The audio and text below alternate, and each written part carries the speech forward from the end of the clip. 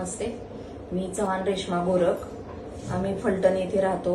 माझ्या सासूबाई गजराबाई लक्ष्मण चव्हाण यांना 2 महिन्यापूर्वी चक्कर आली. सुरुवातीला त्यांना उलटी झाली आणि त्या बेशुद्ध अवस्थेत असतानाच आम्ही फलटणला त्यांना नेलं दवाखान्यामध्ये.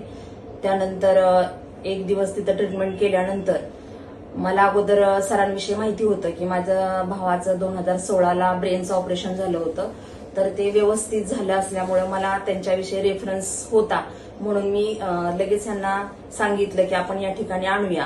मग दुसऱ्या दिवशी आम्ही पुन्हा जे ट्रीटमेंट केली त्या ठिकाणी फलटणमध्ये, तर ते या डॉक्टरांना दाखवलं आणि सरांनी सांगितलं की तुम्ही घेऊन या, आपण इथं करूया. मग आणल्यानंतर लगेच ट्रीटमेंट चालू केली त्यांनी. 5 दिवस त्या आयसीयू मध्येच होत्या. तेव्हा बेशुद्ध अवस्थेत होत्या, ते कोणालाही ओळखत नव्हत्या किंवा चालताही येत नव्हतं, त्यांना बोलता येत नव्हतं.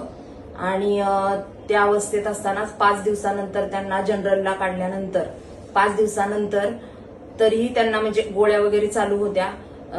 फलटणचे डॉक्टर म्हणाले होते की ऑपरेशन करावं लागेल किंवा क्रिटिकल कंडिशन होती, पण इथं मात्र गोळ्यांवरच त्यांनी तो जो ब्रेन्स मध्ये झालेला जी नस फ्लो होता ब्लडचा, तो त्यांनी फक्त गोळ्यांवरतीच थांबवला.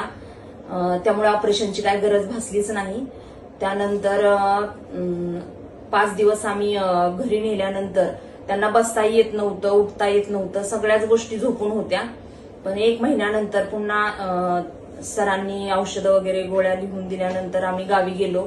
तर 1 महिन्यानंतर त्यांच्यामध्ये पूर्ण बदल झालेला आहे. जशा सुरुवातीला होत्या त्याप्रमाणे आता त्या स्वतः चालतायत, बोलू लागलेले आहेत. सुरुवातीला त्यांची पूर्ण जे आठवतच नव्हतं त्यांना, म्हणजे आपले कोण आहेत, नातेवाईक सुद्धा आठवत नव्हते, पण आता सगळं त्यांना पूर्वीप्रमाणे आठवतंय. अगदी त्या स्वतः चालतायत. आता असं पाहिलं त्यांच्याकडे तर वाटतच नाही त्या पेशंट आहेत म्हणून.